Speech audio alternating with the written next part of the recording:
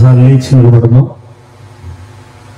ఈ Bible machine Pattiseema మహాసభలో ప్రసంగించడానికి ఇటు గొప్ప అవకాశం ఇచ్చినటువంటి దేవాది దేవునికి లెక్కలేని వందనాలు స్తోత్రాలు చెల్లిస్తున్నాం.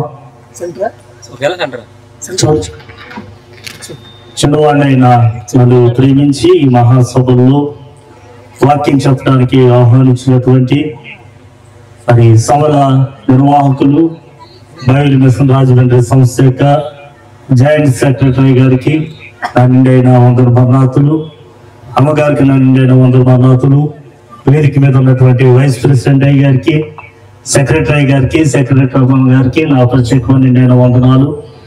అలాగే సభల కన్వీనర్ మరి ప్రేయర్ కమిటీ సభ్యులు తమ్ముడు ప్రశాంత్ కుమార్ గారికి, వేదిక మీద ఉన్న దైవజనులందరికీ నా నిండైన వందనాలు తెలియజేస్తున్నాను. తమ్ముడు దీన్ని పెట్టి కొంచెం ఒకసారి మీ రెండో స్థాయి పైకి చాచి దేవునికి స్తోత్రం చెప్పండి. హల్లెలూయా. నాకు ఏం వినబట్టలేదండి, నా సౌండ్ కంటే మీరు వినపడాలి. దేవునికి స్తోత్రం. హల్లెలూయా, హల్లెలూయా, హల్లెలూయా, హల్లెలూయా. మరణాత, మరణాత, మరణాత. అలా ఉండు. పల్లవి చరణం ఆడుతుంది నీలాంటిది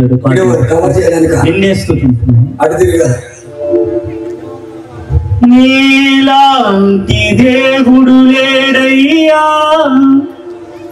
ఈ జగమందు, నీలాంటి దేవుడు ఎవరయ్యా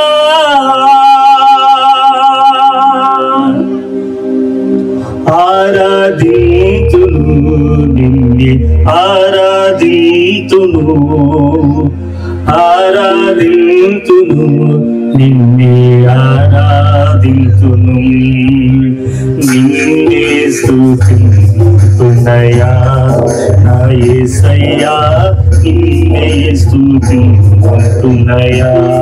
అందరూ చప్పట్లు కొడదాం. నిన్నే స్తుతింతునయా నా యేసయ్యా, నిన్నే సేవింతునయా. నీవే నా మార్గము సత్యము జీవము, నీవే నా రక్షణ విమోచన దుర్గము, నీవే నా మార్గము సత్యము జీవము, నీవే నా రక్షణ విమోచన దుర్గము. నీ సాటి దేవుడు లేరయ్యా ఈ జగమందు, నీలాంటి దేవుడు లేరయ్యా, నీలాంటి దేవుడు లేడయ్యా ఈ జగమందు, నీ సాటి దేవుడు లేడయ్యా. అందరూ రెండు చేతులు పైకెత్తి ఆరాధింతును నిన్నే ఆరాధింతును, ఆరాధింతును నిన్నే అందరు దగ్గర కూపుతాం. ఆరాధింతును నిన్నే ఆరాధింతును, ఆరాధింతును నిన్నే ఆరాధింతును, నిన్నే స్తుతింతునయా నా యేసయ్యా, నిన్నే సేవింతునయా.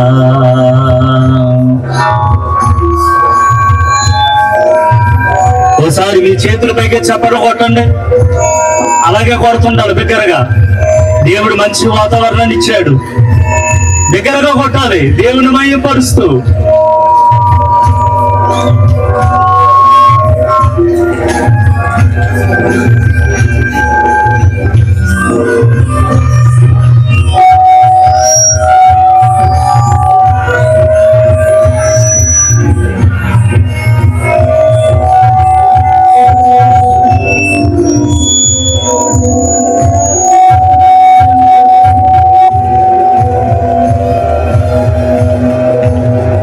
ఇస్సాకును కాపాడుటకు గొర్రెలుగా చావు, మమ్మల్ని కాపాడుటకు నీవే బలిగా మారావు.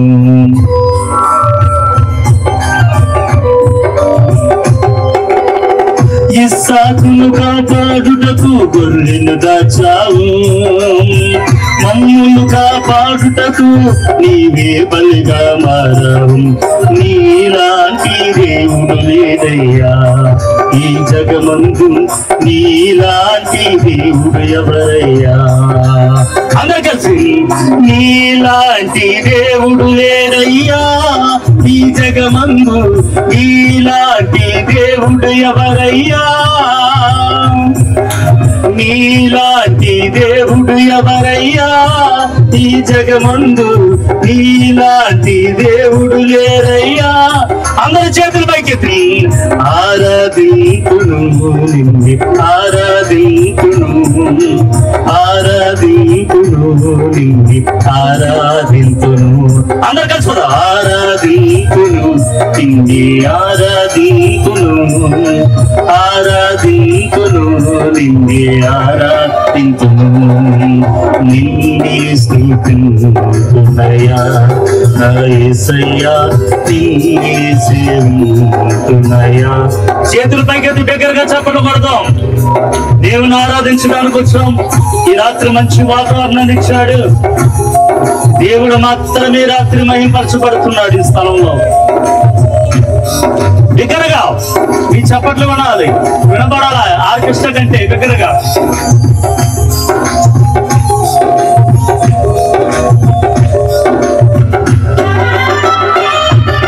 స్తోత్రం. చప్పట్లు కొడదాం బిగ్గరగా.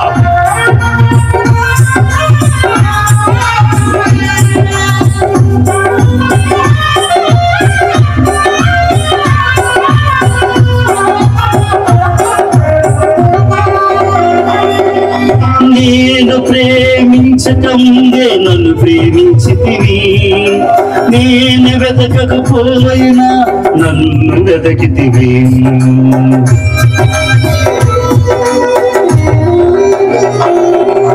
నేను ప్రేమించకముందే నన్ను ప్రేమించితివి, నేను వెతకకముందే నీవు నన్ను వెతకితివి. నీలాంటి దేవుడు లేదయ్యా ఈ జగమందు, నీలాంటి దేవుడు ఎవరయ్యా? అందరు కలిసి నీలాంటి దేవుడు లేదయ్యా ఈ జగమందు, నీలాంటి దేవుడు ఎవరయ్యా? నీలాంటి దేవుడు లేదయ్యా ఈ జగమందు, నీలాంటి దేవుడు ఎవరయ్యా? నీలాంటి దేవుడు లేదయ్యా ఈ జగమందు, నీలాంటి దేవుడు ఎవరయ్యా? చేతులు పైకెత్తాం నచ్చమనగా. ఆరాధింతును నిన్నే, ఆరాధింతును, ఆరాధింతును నిన్నే, ఆరాధింతును, ఆరాధింతును నిన్నే, ఆరాధింతును, ఆరాధింతును నిన్నే, ఆరాధింతును, ఆరాధింతును నిన్నే, ఆరాధింతును, ఆరాధింతును నిన్నే, ఆరాధింతును. మన రెండో స్థలం ఆకాశం వైపు చాచి నీలాంటి దేవుడు లేరయ్యా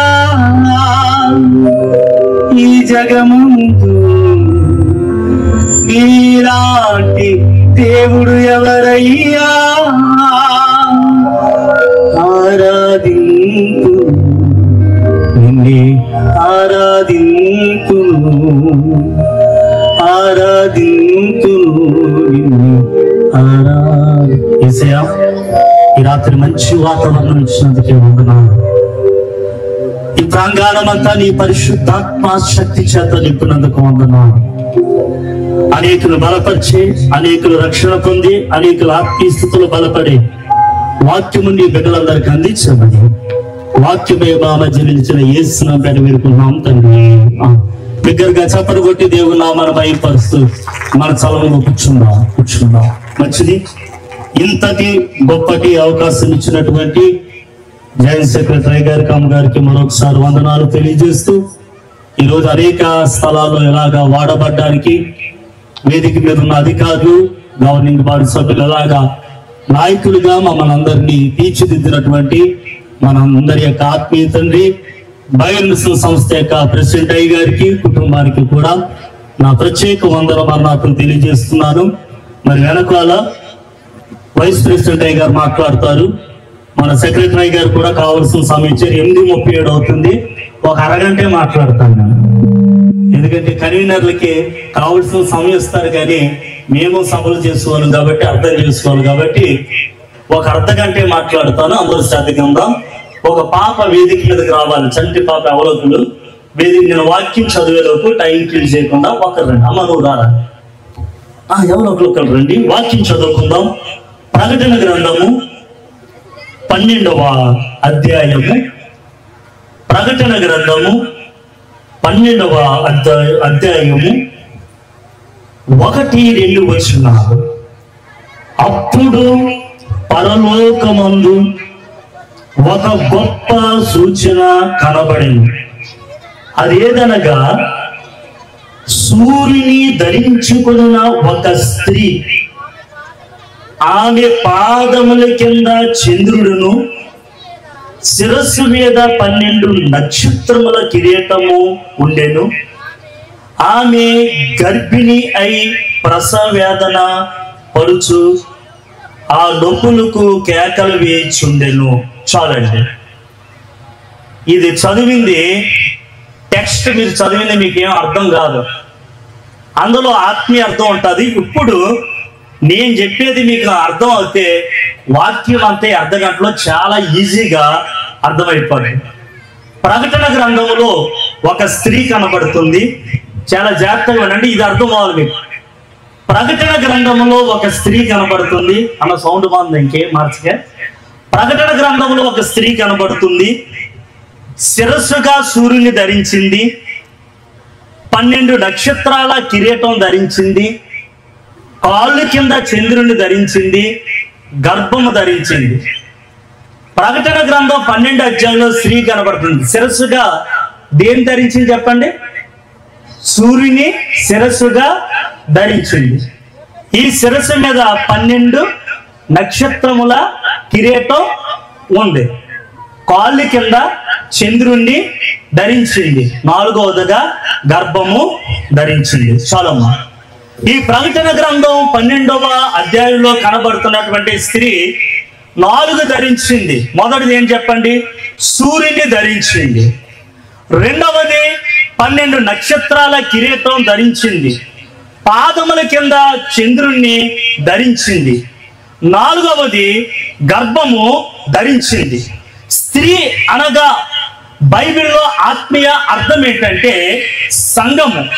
ఎఫెసీ పత్రిక 5వ అధ్యాయము 25వ వచనంలో చూస్తే, పురుషులారా మీ భార్యలను ప్రేమించుడి, అటువల్లే క్రీస్తు కూడా సంఘమును ప్రేమించి అని అక్కడ రాయబడి ఉంది. కాబట్టి క్రీస్తు సంఘాన్ని ప్రేమిస్తున్నాడు, పురుషుడు స్త్రీని ప్రేమిస్తున్నాడు. కాబట్టి ఇక్కడ ఆత్మీయ అర్థం సంఘం అనగా ఏంటంటే స్త్రీ. మరొక వచనం మనం చూస్తే 2వ కొరింథీ రాసినటువంటి పత్రిక 11వ అధ్యాయము 2వ వచనము. 2వ కొరింథీ రాసినటువంటి పత్రిక 11వ అధ్యాయం 2వ వచనంలో చూస్తే, దేవాశక్తితో మీ ఎడల ఆసక్తి కలిగి ఉన్నాను, ఎందుకనగా పవిత్రురాలైన కన్యకను ఒక్కనే పురుషునికి అనగా క్రీస్తుకు సమర్పింపవలెనని మిమ్మును ప్రదానము చేసితిని గాని. ఇక్కడ సంఘము కన్యకతో పోల్చబడింది. కన్యకనగా పవిత్రమైన జీవితం గడిపేది. మరి సంఘములో ఆయా తలంపులు కలిగినటువంటి వ్యక్తులు, ఆయా ఆలోచన కలిగిన వ్యక్తులు ఉంటారు కదండి. అలాంటినప్పుడు దేవుడి సంఘము ఎలాగ పరిశుద్ధపరచబడిందంటే క్రీస్తు రక్తము చేత ఆయన సంఘము ఎలాగా తయారైందంట? కన్యకగా తయారైంది. ఇక్కడ కొరింథీ సంఘాన్ని అపోస్తలుడైన పౌలు పవిత్రురాలైన కన్యకతో పోలిక చెప్తున్నాడు. కాబట్టి స్త్రీ అనగా అర్థం ఏంటి చెప్పండి? సంఘం. ఇప్పుడు ఈ సంఘము ఎవరిని ధరించారంట? సూర్యుని ధరించాడు. కాబట్టి ఈ సూర్యుడు ఎవరైతే మలాకీ గ్రంథకర్త అంటున్నాడు, అయితే నా నామమందు భయభక్తులు కలిగిన మీకు నీతి సూర్యుడు ఉదయించను. ఈ సూర్యుడు యేసుక్రీస్తు ప్రభు. మంచిదే, ఈ సృష్టిలో అనేకమైన ఎలిమెంట్స్ ఉన్నాయి, నక్షత్రాలు ఉన్నాయి. కాబట్టి సూర్యుని కంటే పెద్ద పరిమాణంలో నక్షత్రాలు ఉన్నాయి. కేవలము యేసుక్రీస్తు ప్రభువుని సూర్యునితోనే ఎందుకు పోల్చారు? ఎప్పుడైనా ఆలోచన చేశారా? సైన్స్ చెప్తుంది, సూర్యుడు నిరంతరము మండుచున్న అగ్నిగోళం. సైన్స్ ప్రకారం నిరంతరము మండుచున్న అగ్నిగోళముతో ఎందుకు యేసుక్రీస్తు ప్రభువారు ఎందుకు దేవుడు పోల్చబడ్డాడంటే, హెబ్రీ రాసినటువంటి పత్రిక 12వ అధ్యాయము 29వ వచనం చూస్తే, హెబ్రీ రాసిన పత్రిక 12వ అధ్యాయం 29వ వచనం చూస్తే, యాలయనగా మన దేవుడైన యెహోవా దహించు అగ్ని అయి ఉన్నాడు. దేవునికి స్తోత్రం. మన దేవుడు ఎవరు చెప్పండి? దహించు అగ్ని అయి ఉన్నాడు. దేవుడిలో ఉన్న ఆ దహించే గుణం ఈ సృష్టిలో నిరంతరం మండుచున్న సూర్యుల్లో ఎంతో కొంత కనబడుతుంది. కాబట్టి యేసుక్రీస్తు ప్రభు వారిని సూర్యునితో పోల్చడం జరిగింది. కాబట్టి ఇప్పుడు సంఘము ఎవరిని ధరించింది? యేసుక్రీస్తుని ధరించింది. మిమ్మల్ని అడుగుతున్నాను, యేసుక్రీస్తుని ధరించడం అంటే ఏంటి? మాట్లాడండి. యేసుక్రీస్తుని ధరించడం అంటే ఏంటి? గలతీ పత్రిక 3వ అధ్యాయము 27వ వచనం. గలతీ పత్రిక 3వ అధ్యాయము 27వ వచనము. క్రీస్తులోనికి బాప్తిసము పొందిన మీరందరూ క్రీస్తుని ధరించుకుని ఉన్నారు. నీటిలో అన్న మాటకి నీటిలోనికి అన్న మాటకి చాలా వ్యత్యాసం ఉంది. క్రీస్తులో అని మాట్లాడతలేదు, క్రీస్తులోనికి. క్రీస్తులోనికి. మిమ్మల్ని అడుగుతున్నాను, బాప్తిసం అంటే, రక్షణ అంటే అర్థం చెప్పండి. ఈరోజు మనం అందరం ఎక్కడున్నాం? భారతదేశంలో ఉన్నాం. ఎవరన్నా అడిగితే ఏం చెప్తాం? బయటకు వెళ్తే నేను ఇండియన్ అంటాం, నేను భారతీయుని. బాప్తిసం అనగా ఏంటంటే క్రీస్తులో పౌరసత్వం. క్రీస్తులో పౌరసత్వం. నేను క్రైస్తవుని అంటారు. క్రీస్తులోనికి బాప్తిసం పొందిన మీరందరూ క్రీస్తుని ధరించుకుని ఉన్నారు. కాబట్టి సంఘం ఎవరిని ధరించుకుని ఉంది? క్రీస్తుని ధరించుకుంది. ఈరోజు అనేకులు రక్షణ అంటే పెళ్లి కొరకు లేదా 10th పాస్ అయ్యామనో ఏదో మొక్కుబడిగా చూసుకుని ఆ రక్షణలో నిలవలేనటువంటి వారిని అనేక మందిని మనం చూస్తున్నాం. ప్రియమైనటువంటి దేవుని పిల్లలారా, కొంతమందికి ఎన్ని మంచి వాక్యాలు చెప్పినా, ఎన్ని రక్షణ ప్రసంగాలు చెప్పినా, వారికి ఎంత ప్రార్థన చేసినా మారరు. ఒక వ్యక్తి ఎప్పుడు మార్చబడతాడు? ఒక వ్యక్తి ఎప్పుడు రక్షణ పొందుతాడు? ఒక వ్యక్తి యేసు ప్రభు ఎప్పుడు కావాలనుకుంటారు తెలిసిన? మీరు అపోస్తల కార్యం చదివితే ఆ 8వ అధ్యాయం మీ అందరికీ తెలుసు.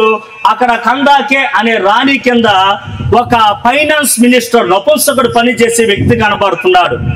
ఎవరికి పడితే వారికి ఆర్థిక మంత్రి పదవి ఎవరు? హైలీ ఎడ్యుకేటెడ్, లెక్కలు తెలిసిన వాడు, అన్ని తెలిసిన వాడు, చదువు తెలిసిన వాడు. అటువంటి వ్యక్తి యెషయా గ్రంథము ఈ చదువుతుంటే అర్థం కావట్లేదు. బొచ్చి కత్తిరించబడిన గొర్రెంటో, మౌని అయినా ఆ గొర్రెంటో అర్థం అవట్లేదు. మరి చదువున్నవాడు కదా, ఆర్థిక మంత్రి కదా, అక్షర జ్ఞానం ఉంది, భక్తి ఉంది కాబట్టి దేవుని దగ్గరకు వచ్చాడు. ఇంత జ్ఞానం కలిగిన వాడికి, ఇంత చదువు కలిగిన వాడికి అది చదువుతుంటే ఏం అర్థం కావట్లేదు. పిలుపుని పరిశుద్ధాత్మ ఆ రథం దగ్గరికి కొనిపోయినప్పుడు ఆ బొచ్చు కత్తిరించబడినటువంటి గొర్రె, ఆ మౌనైన గొర్రె, నీ కొరకు ప్రాణము పెట్టిన యేసుక్రీస్తు ప్రభు అని చెప్పినప్పుడు అతను అంటున్నాడు, చదివిన వాక్యం అర్థమైంది. అయా బాప్తిసం ఇవ్వడానికి నీవున్నాం, తీసుకోవడానికి నేనున్నాను, అవసరమైన నీళ్లున్నాయి, ఇక ఆటంకం ఏంటి? ఈ స్థలములకు ఎవరైనా రక్షణ లేని వారు వస్తే నీకు వాక్యం అర్థమవుతే, వాక్యం నీతో మాట్లాడితే నేను రక్షణ తీసుకోమని ఎవరు చెప్పక్కర్లేదు. ఈ సభలు అయ్యేలోపే ఆ యేసయ్య నాకు కావాలి. మీ జీవితంలో దేన్నన్నా వాయిదా వేయండి. దేని వాయిదా వేయద్దు? రక్షణను వాయిదా వేయద్దు. ఈరోజు ప్రజలకి దేవుడు అంటే ఇష్టం లేని వాళ్ళు ఎవరు లేరు. ఆ దేవుడికి ఒక పేరు పెడుతూనే కొట్టుకు చేస్తున్నారు. దేవుడు అంటే ఇష్టం లేని వారు ఎవరు లేరు. ఒక నాస్తికుడంట ఒక పాస్టర్ గారు సృష్టి నిర్మాణం కొరకు వాక్యం చెప్తుంటే ఎదరు కూర్చుని ఎగతాళి చేశాడంట. అయ్యా, మీరు వాక్యంలో చెప్పినట్లు మనిషి దేవుడు చేత చేయబడలేదు. మనిషి ఎవరో తెలిసిన చార్లెస్ డార్విన్ చెప్పినట్లు జీవ అనుక్రమ సిద్ధాంతం ద్వారా కోతి నుండి హోమియోసేపియన్గా ఆది మానవుడిగా ఉద్భవించాడు. మనిషి కోతి నుండి వచ్చాడు తప్ప మీ బైబిల్లో చెప్పబడినట్లు దేవుని చేతి ద్వారా చేయబడలేదు అన్నాడంట. ఒకనొక దినాన ఈ నాస్తికుడికి యాక్సిడెంట్ అయింది, రక్తం అంతా పోతుంది, హాస్పిటల్లో కొట్టిమిట్టారు, రక్తం అవసరం. పాస్టర్ గారు వెళ్ళారు. వెళ్తే అట్లేనట, అయ్యా నాకు రక్తం ఇచ్చి బ్రతికించండి అంటాడంట. అప్పుడు ఈ పాస్టర్ గారు అన్నారట, అయ్యా మనిషి నుంచి కోతి నుండి వచ్చాడు కదా, కోతి రక్తం ఎక్కిస్తే మీరు బ్రతికేస్తారు కదా, నా రక్తంతో మీ పని ఏంటి అన్నాడంట. అంటే ఎట్లా సిగ్గుపడ్డాడు పాస్టర్ గారు కాబట్టి రక్తం ఇచ్చి బ్రతికించాడు. ఒకటి వినండి, మనిషి చార్లెస్ డార్విన్ చెప్పినట్టు హోమియోసేపియన్ ఆది మనం కోతి నుండి రాలేదు. ఒకవేళ కోతి నుండి వచ్చుంటే కోతి గుండెకాయ మనిషికి మ్యాచ్ అయిపోవాలి. కోతి యొక్క శరీరం మెకానిజం, మానవుడి యొక్క మెకానిజం ఒకేలాగా ఉండాలి. కోతి యొక్క ప్రతి అవయవం కూడా మనిషికి చెడిపోతే మనిషికి ఏమవ్వాలి? అయ్యి సూట్ అవ్వాలి. మరి అవదే కోతి రక్తం ఎక్కిస్తే రక్త గుచ్చీకరణ జరిగి మనిషి చనిపోతాడు. ప్రియమైన దేవుని, ఒక దేవుడు ఉన్నాడు. ఆ నిజమైన దేవుడు నువ్వు తెలుసుకోవాలనుకున్నట్టయితే ఏ దేవుడి పిల్ల ఒకే ప్రార్థన, ఆకాశాన్ని భూమిని కలిగజేసిన ఓ భగవంతుడా, ఓ సర్వంతర్యామి, నువ్వెవరో నాకు కనబడు. నీకు ఎవరు కనబడితే వాళ్ళు నమ్ముకో, నీకు ఎవరిని కనబడితే వాళ్ళు నమ్ముకో. కాబట్టి ప్రియమైన దేవుని పిల్లారా, ఇప్పుడు సంఘమే ఎందులో బాప్తిసం పొందింది చెప్పండి? క్రీస్తులోనికి బాప్తిసం పొందింది. క్రీస్తులోనికి బాప్తిసం పొందినటువంటి ఈ సంఘమే 12 నక్షత్రముల కిరీటం ధరించింది. నక్షత్రములు యేసుక్రీస్తు ప్రభువుకు, పరిశుద్ధులకును, దూతలకును, అవి భక్తులకును ముంగుర్తుగా ఉన్నాయి. దానియేలు గ్రంథము 12వ అధ్యాయము 3వ వచనంలో మనం చూస్తే ప్రియమైనటువంటి దేవుని పిల్లారా, దానియేలు గ్రంథము 12వ అధ్యాయము 3వ వచనం, నీతి మార్గం అనుసరించి నడుచుకున్నట్లు అనేకులు ప్రభు తట్టు ఎవరు తిప్పెదరో వారు నక్షత్ర వలె నిరంతరము ప్రకాశించెదరు. ఒకప్పుడు యేసుక్రీస్తు ప్రభు అంటే ఈ పరిసర ప్రాంతాలు మీకు ఎవరికీ తెలియదు. కానీ మీ దైవజనులు నాకు సాక్ష్యం చెప్పారు. మా దైవజనుల ప్రాంతాల ద్వారా, మా దైవజనుల యొక్క వాక్యం ద్వారా మేము మీ దైవజనులు మీ సంఘానికి ఒక నక్షత్రమై ఉన్నారు. ఈ పరిసర ప్రాంతాల్లో గొప్ప సేవ చేస్తున్న సెక్రటరీ గారు ఒక నక్షత్రమై ఉన్నారు. వేదిక మీద ఉన్న దైవజనులు అనేకులు ప్రభు తట్టు తిప్పుతున్న వీరందరూ ఒక నక్షత్రమై ఉన్నారు. ఇప్పుడు క్రీస్తుని ధరించిన ఈ సంఘం అంట 12 నక్షత్రాలు ధరించింది. ఈ 12 నక్షత్రాలు ఎవరంటే ప్రభువుని వెంబడించినటువంటి అపోస్తలులైన 12 మంది. దీని అర్థం ఏంటంటే క్రీస్తుని ధరించినటువంటి ఈ సంఘము 12 తలాంతులు కలిగినటువంటి బోధన కిరీటంగా ధరించింది. ఈ వాక్యం నేను ఒకలా చెప్తాను, అయ్యగారు ఒకలా చెప్తారు, అయ్యగారు ఒకలా. కాబట్టి ఈ సంఘము 12 తలాంతులు కలిగినటువంటి బోధను కిరీటం కదా. కానీ ఈ రోజు ఎంతమంది విశ్వాసులు బోధను కిరీటంగా ధరించేవారు ఉన్నారు? ఈ రోజు క్రైస్తవ సంఘాలు ఎవరు ఎక్కువ ఉన్నారు తెలిసిన?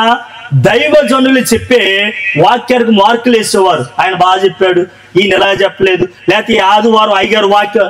నేను అంటాను, నువ్వు దేవుని యొక్క వాక్యానికి మార్కులు వేస్తున్నావు అంటే ఎవరికి వేస్తున్నావు తెలిసిన? దేవుడికే మార్కులు వేస్తే స్టేట్కి నువ్వు వెళ్ళిపోయావు. ఇంకా నువ్వు పాస్టర్ గారు అనుకో. ఏంటంటే ఈరోజు అనేకులు ఎలా ఉన్నారు? దేవునికే మార్కులు వేసేవారులాగా ఉన్నారు.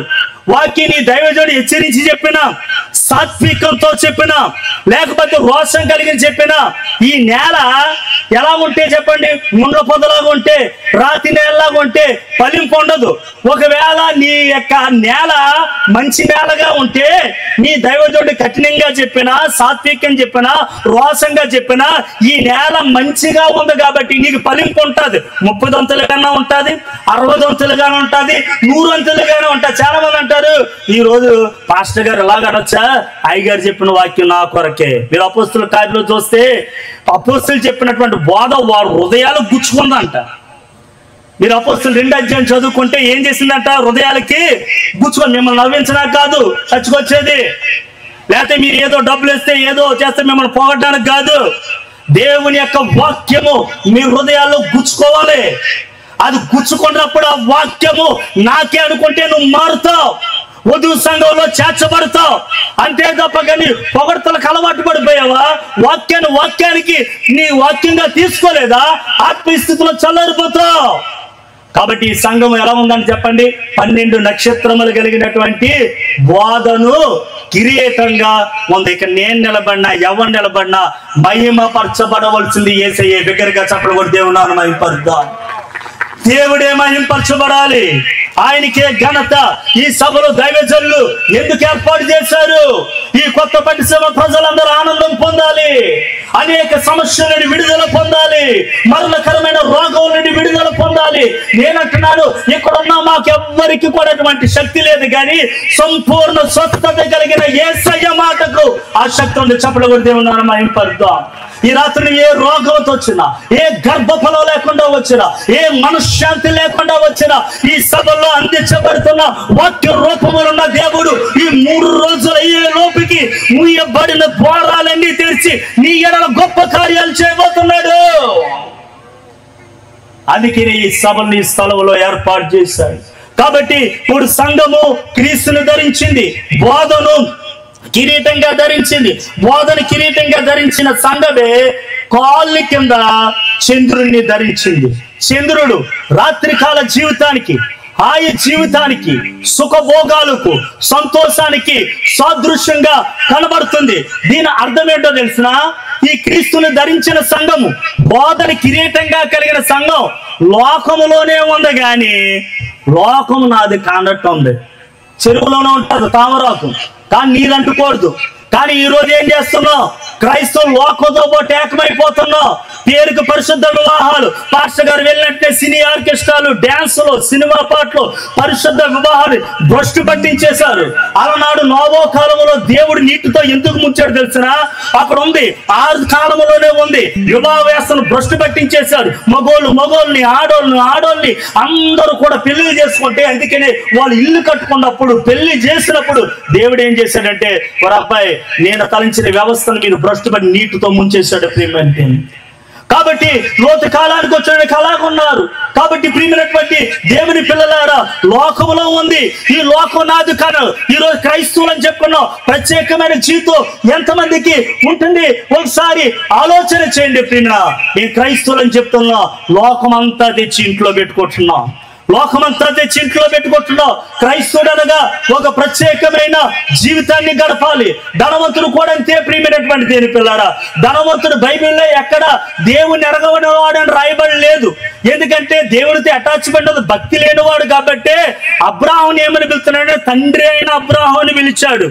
భక్తిలోనోడు కాదు, దేవుని ఎరగని వాడు కాదు. కానీ ఈ ధనవంతుడి యొక్క సంతోషంతో తినడం, తాగడం, సుఖించడం, సంతోషించడం, ఈ 4 కనబడింది. ఈ రోజు ప్రపంచం అంతా వీటి మీదే వెళ్తుంది. అందుకనే వాళ్ళు తినుచు తాగుచు ఉన్నాడు, ఇండ్లు కట్టుకొచ్చు, పెండ్లికి ఇయ్యబడుతూ, పెండ్లికి ఆయన ఏం చేశాడు? జలప్రలయంతో ముంచాడు, అగ్నిగంధకాలతో కాల్చాడు ప్రేమ. మరి ఇప్పుడు ఎక్కడ చూసినా బెల్ట్ షాప్లే, ఎక్కడ చూసినా ఫాస్ట్ ఫుడ్ సెంటర్లే. మనుషులకి ఏంటి? తిండి తాగడం, తిండి తాగడం, దేవుణ్ణి వదిలేస్తున్నారు. ఎవరైనా పాస్టర్ గారు ఇలాంటి సభలు పెట్టి, అయ్యా నువ్వు తాగొద్దని చెప్తే అనేకలు ఏమన్నారు తెలుసా? వాకింగ్ చెప్పే పాస్టర్ గారు ఏం డబ్బులు ఎత్తున్నాడు ఏంటి? నేను ఎందుకు చెప్తున్నా తెలుసా? నీ భార్య, యవ్వన కాలంలో ఉన్న భార్య, నువ్వు తాగి నీ గుండో లెవరో చెడిపోయి నువ్వు చనిపోతే వీధిన నీ భార్య నీ బిడ్డలు పడతారని ప్రేమించి సభల ద్వారా, అయ్యగారు ఏర్పాటు చేసిన సభల ద్వారా దేవుడు నీతో మాట్లాడుతున్నాడు. నువ్వు ఉన్నప్పుడు ఏ భార్యనైతే చెల్లి, తల్లి అని పిలిచాడో, నువ్వు లేకపోతే వాడే వచ్చి నీ భార్యని పిలుపు మార్చి పిలిచే సందర్భం నీ కుటుంబంలో రాకూడదని దేవుడు ప్రేమించి నీతో మాట్లాడుతున్నాడు ప్రియమైనటువంటి దేవుడు. కాబట్టి ఎందుకు చిన్న వయసులో హార్ట్ అటాక్లు వస్తున్నాయి? ఎందుకు చిన్న వయసులో అనేకులు డ్రగ్స్ తీసుకుని చనిపోతున్నారు? దేవుడు అన్నాడు, ఎవడైనా నా ఆలయాన్ని పాడు చేస్తే వాడు పాడు చేస్తానన్నాడు. ఈ ఆలయం దేవునిది. నువ్వు మందు తాగి ధూమపానం చేసి కుట్రాలోచన కలిగి అసూయ కలిగి ఉంటే దేవుడు అన్నాడు, నా ఆలయాన్ని అపవిత్రపడితే నేను ఊరుకోను. అందులో నేను ఉండాలి అని దేవుడు అంటున్నాడు. కాబట్టి ప్రియమైన దేవుని పిల్లరా, ఇంకా ముగింపులోకి వస్తున్నాను 10 నిమిషాలు అన్న సమయంలో. ఈ ధనవంతుల్లో మీరు వినాలనుకోవచ్చు. ధనవంతుడు ఎవరో తెలిసిన, ఆ చుట్టుప్రక్కల ఎవ్వరు వేసుకోలేనటువంటి ఖరీదైన వస్త్రాలు, ఊదా రంగు వస్త్రాలు వేసుకున్నాడు. కానీ అసలైన వస్త్రం, రక్షణ వస్త్రమే లేదు. ఎవరు తినలేనటువంటి తిండి తిన్నాడు. కానీ పరలోకానికి కావాల్సిన అసలైన ఆత్మీయ ఆహారం, వాక్యం లేకుండా బ్రతికాడు. కానీ లాజరులో నీతి ఏంటో తెలిసిన, ఆకలేసిన చిరిగిపోయిన బట్టలతో ఉన్నా, ఏ రోజు కడుపు కాలి మలమల మాడిపోతున్నా ఆ ధనవంతుడి యొక్క బల్ల మీద పడే రొట్టు తునకలు తిన్నాడు తప్ప ఎప్పుడు ధనవంతుడు బల్ల మీద ఆహారం దొంగిలించలేదు. నీతి కొరకు ఆకలి దప్పులు గలవారు ధన్యులు, పరలోక రాజ్యం. నీతి తప్పలేదు. చాలా మంది ఆకలేస్తుందని, లేకపోతే అదే వేస్తాం, దొంగతనం ఎందుకు చేసావంటే ఇలాంటి కారణాలు చెప్తాడు. కడుపు మాడిపోతుంది. నీతి తప్పలేదు. చిరిగిపోయిన బట్టలు, కానీ బల్ల మీద నుంచి ఎంత పడుతుందో. ఒకానొక దినాన ఎక్కడున్నాడు తెలుసా? అబ్రాహాము రొమ్మున ఆనుకున్నాడు. భూమి మీద ధనవంతుడు సుఖభోగాలనిపించాడు. మరి ధనవంతుల్లో ఉన్న మంచి ఏంటో తెలుసా? ధనవంతుల్లో ఉన్న మంచి ఏంటో తెలుసా? అంత ధనవంతుడై ఉండి అంత ఖరీదైన ఆహారం తిన్నవాడు అన్నం తిన్నప్పుడు కురుపులతో చిరిగిపోయిన బట్టలతో ఉన్న లాజర్ని భోజనం వాళ్ళ దగ్గర కూర్చొని ఇచ్చాడు. అది వాళ్ళు. చాలా మంది ఏం చేస్తారు తెలుసా? వచ్చే జీతాలు, వచ్చే డబ్బు కానీ ఏదైనా వస్తే పాస్టర్ గారు ఇస్తే కార్లు కొనేసుకుంటాడు. పాస్టర్ గారికి ఇస్తే ఇదేదో అనాథాశ్రమంకో లేకపోతే ఏమైనా మంచి పనులు చేస్తే మంచిది, పాస్టర్ గారు ఇస్తే వాడు బాగుపడిపోతాడు అంటాడు. చాలా జాగ్రత్తగా వినండి. చాలా మంచి పనులు ఈ లోకంలో నీకు మంచి పేరుని తీసుకొస్తాయి, కానీ నీకు మోక్షాన్ని ఇవ్వవు. మోక్షం ఇచ్చేది యేసు ఒక్కడే. దేవుని సొమ్ము అది దేవుని దగ్గర ఉండాలి. కాబట్టి చారిటీ చేస్తే నీకు మంచి వస్తుంది లోకంలో. అదే కానీ దేవునిది బలిపీఠం తాకాలి, నీ దైవజనులకు వెళ్ళాలి. కానీ ఈ రోజు అనేకులు దేవుడు ఆశీర్వదించిన తర్వాత మనసును గర్వించి చెడిపోతున్నారు. నీకు ఉద్యోగం కావలసినప్పుడు, నీకు ఇల్లు కట్టేదాకా, నువ్వు ఒక స్థితికి వెళ్ళేదాకా, నువ్వు పాకలో ఉన్నాయి, నువ్వు ఉన్నతమైన స్థితి, నీ దైవజనుడు ఉపవాసం ఉండి ప్రార్థన చేసేదాకా నీకు అవసరమే. ఒక స్థితికి వచ్చాక ఆ టెంపులో ఎక్కడికో అక్కడికని పోతే, ఇక్కడ పల్లెటూరులో సేవ చేసే నీ దైవజనుడు ఎలా ఉండడం పట్టించుకో. కొంతమంది ఉంటారు స్థిరపడిన తర్వాత వాళ్ళు సహకరించడమే కాకుండా చేసేవారిని చెడగొడతాడు. ఈ మధ్యన పాస్టర్ గారు ఒకరి తర్వాత ఒకరు చేసేస్తా, ఆగిపో, నీ జీవితంలో చాలా దెబ్బ అయిపోతారు. జాగ్రత్త జాగ్రత్త జాగ్రత్త. నీ ఆత్మీయ కాపరి. నేను అదే అంటున్నాను. ఒకప్పుడు నువ్వు పాకలు ఉన్నప్పుడు, సైకిల్ మీద ఉన్నప్పుడు, నువ్వు బండి కొనుక్కుంటే, కారు కొనుక్కుంటే, దైవ సేవకుడు సైకిల్ ఉన్నా ఇది నాదను ఉబ్బు దెబ్బ అయిపోతాడే. అదే నీ దైవజనుడు బండి మీద తిరిగితే ఒక ఉన్నతమైన స్థితిలో ఉంటే ఎందుకు ఓడలేకపోతున్నారు ఈరోజు? నీకు ఏదన్నా మాకు అలాగ అనిపిస్తుంది. ఎవరు కోరుకున్నా అది మాదే అనుకుంటాం, ఎవరు బండి కొనుక్కున్నది మాదే అనుకుంటాం. అలాంటి ఆలోచన స్థిరపడేందాకా ఏం చెప్తున్నాను, ఎవరైనా సంఘాన్ని పాడు చేశారా నీ కుటుంబాన్ని చల్లా చెదరు చేసేస్తాడు దేవుడు. తూర్పుకు ఒకరిని, దక్షిణానికి ఒకరిని. ఎందుకంటే నా మాటగా సప్పిస్తలేదు. ఎవడైనా దేవుని ఆలయాన్ని పాడు చేస్తే దేవుడు వాడిని పాడు చేస్తానన్నాడు. దేవుని మాట, దేవుని మాట, దేవుని మాట. ప్రియమైనటువంటి దేని పిల్లారా, సంఘానికి 10 మందిని తీసుకొచ్చే వాళ్ళగా ఉండాలి. సంఘానికి మన సహకారులుగా ఉండాలి. ఈ ధనవంతుడు సుఖించడంలో డబ్బు ఖర్చు పెట్టాడు, ఆనందించడంలో ఖర్చు పెట్టాడు, తాగడంలో ఖర్చు పెట్టాడు. వాడి యొక్క ధనం యొక్క ప్రతిఫలం నరకంలో ఉంది కాబట్టి నరకానికి వెళ్ళిపోయాడు. లాజరు యొక్క ప్రతిఫలం అక్కడ ఉంది. మీరు అనొచ్చు, మరి ఆత్మకు కూడా దేహం ఉంటుందంటే ఎస్, ఆత్మకు కూడా దేహం ఉంటుంది. అబ్రాహాము రొమ్మున ఆనుకున్నాడు, లాజరు చేతి వేలుకొని అంటాడు. అది రక్త మాంసాలతో కూడింది కాదు. ఎందుకంటే రక్త మాంసాలు దేవుని రాజ్యాన్ని స్వతంత్రించుకో, అది ఆత్మ సంబంధమైన దేహం ఉంటుంది. అది ఇప్పుడు మన వాళ్ళు ఎవరైనా చనిపోయారు అనుకోండి, వాళ్ళు మధ్యాకాశాన్ని ఎత్తబడినాడు, పునరుద్ధానంలో వాళ్ళు లేపబడితే వాళ్ళు మన వాళ్ళను మనం గుర్తుపట్టగలుగుతాం. ఎందుకంటే ఆత్మకు కూడా ఒక రూపం ఉంది, ఆత్మకు కూడా రూపం ఉంది. అందుకనే యేసు ప్రభు 3వసారి పునరుద్ధాన రూపములో ఆ తిబెరియ సముద్రం తీరాన కనబడినప్పుడు యేసు ప్రేమించినటువంటి శిష్యుడు యోహాను ప్రభు అని గుర్తుపెట్టాడు. ప్రభు అని గుర్తుపెట్టాడు. రూపాంతర కొండ మీద మోషే ఏలి అని గుర్తుపెట్టారు. ఆత్మకు కూడా దేహం ఉంది. ఆత్మకు కూడా ఏముంది చెప్పండి? దేహం ఉంది. ఇప్పుడు ఈ సుఖభోగాల్ని అణుచుకున్నటువంటి ఈ యొక్క సంఘం అంట ఏం చేస్తుందంట? క్రీస్తులో ఫలించింది. దేవునికి వేరుగా ఉండి మనం ఏమీ చేయలేం. తీగ ద్రాక్ష వల్ల అత్తితేనే ఫలిస్తుంది. నువ్వు దేవుణ్ణి అత్తి ఉంటేనే ఫలిస్తావు. దేవునికి స్తోత్రం, హల్లెలూయా. ఒకసారి బిగ్గరగా చెప్పండి, దేవునికి స్తోత్రం, హల్లెలూయా. అత్తి ఉంటేనే ఫలిస్తాం. కాబట్టి ప్రియమైన దేవుని పిల్లారా, క్రీస్తుని ధరించింది బోధన కిరీటంగా కలిగి ఉంది. ఈ లోకం నుండి ఈ లోక పాపను వద్దని తోసివేసింది కాబట్టి క్రీస్తులో ఫలించింది. ఆది సంఘం కూడా అలాగే ఫలించింది. ఎలాగా? 12 మంది, 240 మంది, అలాగ చూస్తే 120 మంది. పేతురు బాప్తిసం ఇచ్చినప్పుడు 3000 మంది. నేడు మనం చూస్తే ప్రపంచంలో 220 కోట్ల క్రైస్తవులుగా వృద్ధి అయిపోయింది. 220 కోట్ల మంది క్రైస్తవులు ఉన్నారు. 800 కోట్ల జనాభా ప్రపంచంలో ఉంటే 220 కోట్ల మంది క్రైస్తవులు ఈ భూమి మీద ఉన్నారు. ఇలాగ ఫలించింది. కాబట్టి సభలు ఎందుకంటే నువ్వు ఆత్మీయంగా ఫలించడానికి, ఆర్థికంగా ఫలించాలి, ఆరోగ్యపరంగా నువ్వు ఫలించాలి. కాబట్టి ప్రియమైనటువంటి దేవుని పిల్లారా, ఈ రాత్రి దేవుని యొక్క వాక్యం, దేవునిని అత్తి ఉంటేనే మనం ఫలిస్తాం. దేవుణ్ణి అత్తి ఉంటేనే మనం ఫలిస్తాం. కాబట్టి వ్యాపారంలో ఓడిపోయావా? ఏ పని చేసినా కలిసి రావట్లేదా? నిరాశతో ఉన్నావా? మానసిక పరమైన ఒత్తులతో ఉన్నావా? నా జీవితం అంటే ఎంత సంపాదించినా నా జీవితంలో నేను ఏం పొందుకోవట్లేదా? నిన్ను ధైర్యపరిచే ఒక మాట దేవుడు చెప్తున్నాడు, మనసు పెట్టి వినండి. అతను ఒక కంపెనీలో పనిచేస్తున్నాడంట.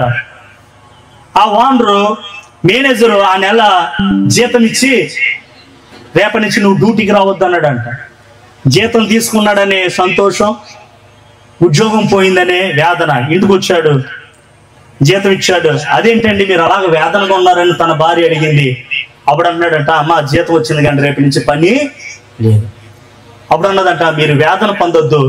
అసలు దేవుని ప్రణాళిక, దేవుని ప్లాన్ మన ఎల్ల ఎలా ఉందో తెలుసుకుందామని ఇద్దరు రాత్రి ప్రార్థన చేసి పడుకున్నారు. అతనికి దర్శనంలో తన ఇంటి పక్కన తుప్పలతో నిండిన ఒక స్థలాన్ని దేవుడు చూపించాడు. ఉదయం లేచాడు, ఆ యొక్క స్థలాన్ని అంతా శుద్ధి చేసి చిన్నగా వట్లను ప్రారంభించాడు. ఈరోజు ప్రపంచవ్యాప్తంగా అది 82 బ్రాంచ్లుగా అభివృద్ధి చెందింది. ఆ వట్లే హాలిడే ఇన్. Holiday in. నీకు పని లేదు, జీవనాధారం లేదు, హైదరాబాద్ పోతావు, ఇక్కడ పోతావు, అక్కడ పోతావు అని సంఘాన్ని వదిలేనుకో. అసలు నీ ఎడల దేవుడి ప్లాన్ ఏంటనేది ఎప్పుడన్నా అడిగితే దేవుడు నీకు చూపిస్తాడు. అదే ఆత్మీయ తండ్రి గారు చెప్పారు. ఏంటంటే ప్రియమైన దేవుని పేరు, దేవుడు కనబడును, మాట్లాడును. దేవుడు వస్తాడు. నువ్వు దర్శనంలో జీవించాలి. దేవుడు చెప్తాడు. ఒకవేళ అలాంటి వారు ఎవరన్నా ఉంటే ఈ రాత్రి దేవుణ్ణి అడగండి. ప్రియమైన దేవుని పేరు, ఒక ముగింపుకు వస్తున్నాను. ఇప్పుడు ఈ సంఘం ఏం చేస్తుందంట? నొప్పులతో కేకలు వేస్తుందంట. నొప్పులతో కేకలు వేస్తుంది. దైవజనుడు ఒక అద్భుతమైన మాట చెప్పారు దాదాసాయి గారు. వజ్ర వైడూర్యాల కలిగిన కిరీటం ధరించి రాజ్య సింహాసనం మీద కూర్చున్న రాజు కంటే ఆకలి దప్పులు కలిగి క్రీస్తుని ధరించిన వాడు గొప్పవాడు. చప్పలు కూడా దేవున్నాను మా ఇంటి పరిధిలో. ఎవడు గొప్పవాడంట? డబ్బు ఉన్నవాళ్ళు కాదు. ఎవరు గొప్పవాళ్ళంట? పేరున్న వాళ్ళు కాదు. ఎవరు గొప్పవాళ్ళంట? క్రీస్తుని ధరించిన ప్రతి ఒక్కరు రావాలంటే చెప్పండి, గొప్పలే. కాబట్టి ప్రియమైన నొప్పులతో కేకలు వేస్తుంది. తండ్రి గారు రాతలో చెప్పినటువంటి మాట, క్రైస్తవ సమాజానికి అంచె దినాలలో తిక్క పుట్టే శ్రమలు వస్తాయి. దైవ సేవకుల కుటుంబాల్లో, దైవ సేవకుల యొక్క సేవల్లో తిక్క పుట్టే శ్రమలు వస్తాయి. ఎలాంటి శ్రమలు అయితే ఈ సేవను ఇంకా విడిచిపెట్టి వెళ్ళిపోవాలని శ్రమలు వస్తాయి. సేవ ఎలా ఉంటుంది తెలిసిన, ఒక్కోసారి ఎవరు కుడుపుజాలుగా ఉన్నారో వాళ్ళే మనకి యాంటీ అయిపోతారు. ఎవరు సహకారులు అనుకుంటామో వాళ్ళే ప్రియమైన దేవుని పిల్లారా గాయపరిచే మాట్లాడుతుంటారు. అందుకనే తిక్క పుట్టే శ్రమలు వస్తాయి. అందుకనే క్రీస్తుని ధరించిన ఈ సంఘం అంట ఈ అంచె దినాల్లో వచ్చే ఈ శ్రమను తట్టుకోలేక కేకలు వేస్తుందంట. ప్రియమైనటువంటి దేవుని పిల్లారు, మీరు అనొచ్చు, మరి శ్రమల్లో మేము ఎలాగ ధైర్యపరచబడాలండి? శ్రమల నుండి మేము ఎలాగ బయటపడాలి? సేవలో కానీ కుటుంబ జీవితంలో కానీ. నా జీవితంలో నాకు 7 యాక్సిడెంట్లు అయ్యాయి, భయంకరమైనవి. 7 యాక్సిడెంట్లో దేవుడు నన్ను కాచాడు. ఈ బాడీ అంతా కోరిలారి కింద వెళ్ళిపోయింది. 14 సంవత్సరాల క్రితం బ్రతకడని అందరూ వదిలేశారు. 6 నెలల్లో నీళ్లు అరగక యాంటీరియాక్ట్ అయి బాడీ చిన్న చిన్న చేతులు అయిపోయి మరణంతో 6 నెలలు పోరాడాను. ఈ మధ్య రీసెంట్ గా కూడా సిజారియన్ జరిగింది. ప్రీమెంట్ దగ్గర యాక్సిడెంట్ అయింది. ఈ 7 యాక్సిడెంట్ లో దేవుడు నన్ను గాచాడు. నేను సేవకు వచ్చిన తర్వాత వయసు చెందిన వేల వేదికల మీద వాక్యం చెప్పాను. కానీ నేను నవ్విన రోజుల కంటే నా జీవితంలో ఏడ్చిన రోజులు ఎక్కువ. ఆనందంగా ఉన్న దినాల కంటే శ్రమ పడిన రోజులు ఎక్కువ. ఊహించలేని మార్గాల్లో ఎన్నో శ్రమలు పడ్డాను, ఎన్నో మానసిక పరమైన ఒత్తిళ్లు. మరి అన్ని తొట్టుకొని ఏ రోజు ఖాళీ లేకుండా అన్ని సహవాసాలు కూడా ఎలాగో వాక్యం చెప్పగలుగుతున్నాడంటే, ఈ మధ్యన ఒక ఆర్టికల్ చదివాను. ఒక తండ్రి అంట తన బిడ్డకి వివాహం చేశాడు. ఈ చెప్పిన వెంటనే ముగిస్తాను, అరగంట త్వరలోనే ముగించేస్తున్నాను. అతను వివాహం చేస్తే అత్తగారి ఇంట్లో పరిస్థితులు వ్యతిరేకంగా ఉన్నాయి. ప్రేమిస్తాడనే భర్తే భార్యని తిడుతున్నాడు, అకారణంగా కొడుతున్నాడు. అత్తగారు వేధిస్తూ ఉంది.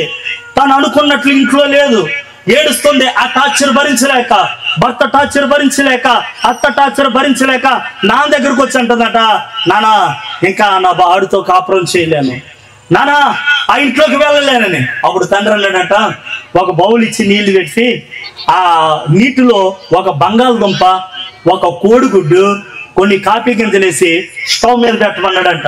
స్టవ్ మీద పెట్టింది, వేడి చేసింది. తీసిన తర్వాత గుట్టొలిచింది. తీసిన తర్వాత బంగాళదుంప మీద ఉన్న తొక్క తీసి దాన్ని పోపుగా గుజ్జుగా చేసింది. కాఫీ గింజలు తీసింది. ఆవిడన్నాడు, అమ్మ చూసావా, ఒకే ఉష్ణోగ్రతలో నువ్వు చేతితో నలిపితే నలిగిపోయే గుడ్డిని వేసావు, నువ్వు చేతితో ఎంత గట్టిగా నలపని బంగాళదుంప వేసావు, నీ చేతిలో గట్టికొనే కాఫీ గింజలు వేసావు. చూసావా, ఒకే ఉష్ణోగ్రతలో ఒకే నీటిలో మరిగించిన నీ చేతిలో పగిలిపోయిన గుడ్డి గట్టిగా అయిపోయింది. నీ చేతితో ఎంత నలిపినా అది నుజ్జావని బంగాళదుంప మెత్తగా అయిపోయింది. కాబట్టి కాఫీ గింజలే ఏం చేసే, నీళ్ళ యొక్క రంగుని మార్చేసే. నీ అత్తగారి ఇంటికి వెళ్ళిపో, నువ్వు గుడ్డులా గట్టిగా తయారవుతావు, శ్రమలు తట్టుకోలేక బంగాళదుంపలా గుజ్జైపోయి ఇంటికి వచ్చేస్తావో. లేకపోతే కాఫీ గింజలు ఏ రంగు రుచి,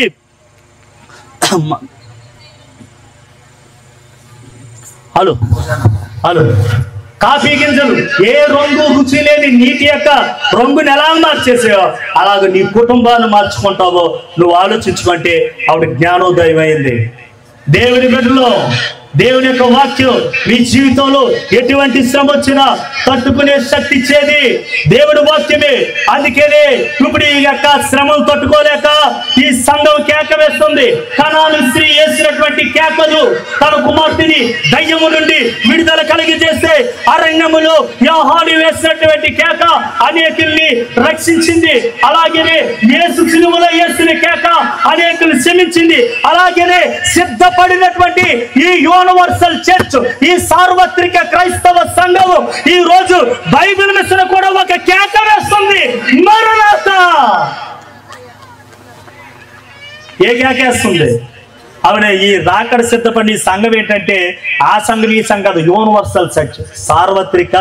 ఈ భూమి మీదంతా రాకడకు చాలా మంది ఈ యొక్క సంఘాన్ని ఏమంటారంటే, కొంతమంది ఇజ్రాయేలీలు అంటారు, మరి కొంతమంది కన్యమరితో రోమన్ క్యాథలిక్ పోల్స్తారు. అది కాదన్నాకే 2 మాటలు చెప్తాను.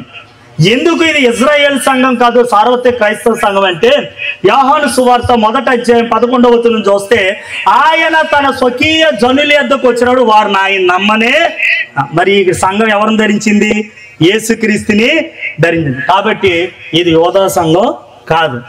ఒకవేళ కన్యమరి అయినట్లయితే 1265 దినాలు అరణ్యంలో శ్రమ పడినట్లు ఎక్కడ ఆధారాలు లేవు. ఈ సంఘం ఏంటంటే ప్రభు రాకడకు శ్రమలు తట్టుకొని, యేసయ్యా మరణాత యేసయ్యా నువ్వు వచ్చే ఈ శ్రమలు తట్టుకోలేకపోతున్నాను, నువ్వు వచ్చేస్తే ఇగోనైనా ఎత్తబడ్డానికి సిద్ధంగా ఉన్నానని మాట్లాడే యూనివర్సల్ చర్చ్.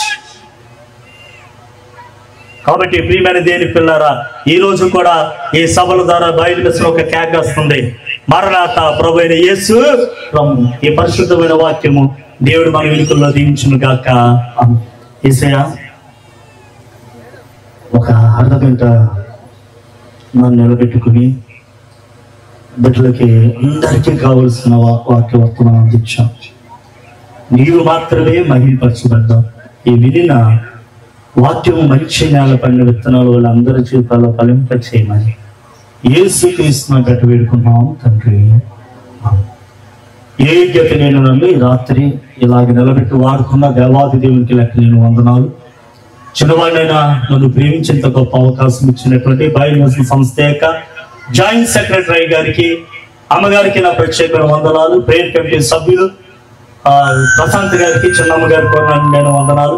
వేదిక మీద ఉన్న దైవజనులందరికీ, అలాగనే మా తండ్రి సమానులు నన్ను కుమారులుగా భావించి అనేక అవకాశం మరి కుమారులుగా భావించి ఎంతో నన్ను ప్రేమించే తండ్రి గారు, సెక్రటరీ గారు సుధాకర్ రాయ్ గారికి, అలాగే అమ్మగారికి నా ప్రత్యేక నేను 100 మరణాలు.